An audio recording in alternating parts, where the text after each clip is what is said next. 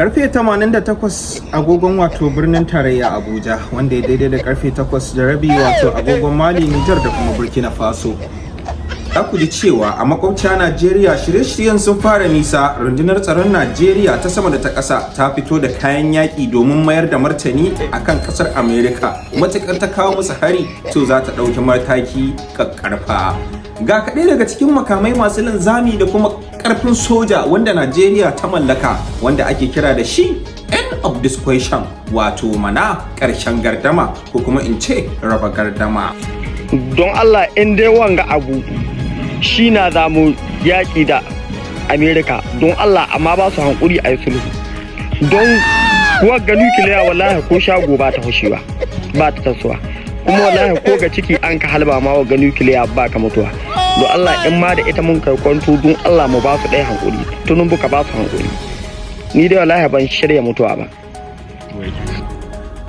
Haka zalika gwamnatin Tinubu ta yi tir da Allah wanda ya sakamakon wannan furuci, sai dai kuma a wasu bangare muna kyautata san cewa wani shiri ne na musamman da ake nufi a kawo wannan hari. To wai idan ma aka ce za a kawo hari bisa dalilin me?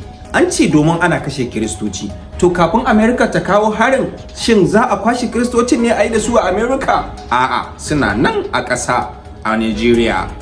To wannan shine abin tambaya, kenan anya ba laɓe-laɓe bane ake yi don a ba Lamini lambar layar yabo? Mu dai kuwa bakin mu da taba. A faɗa ta shugaba Uban Gwamnati, akwai wata mummunar manakisa mai sa a bada marmarin cizo a mara, amma kuma wanda ya gane shine ya gane, wanda ya sani shine ya san sana'ar sani a sansanin saniyoyi, shi yasa ake sa mai suna saniya.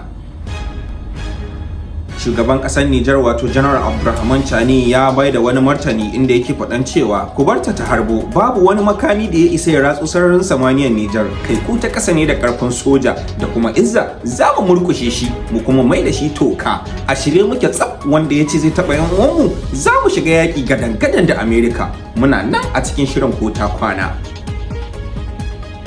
Ni ne na ku shuta Shugaba Uban Gwamnati, dan jaridar da bai da albashi, matakaicin zango da'irar birnin Yamai da kewaye.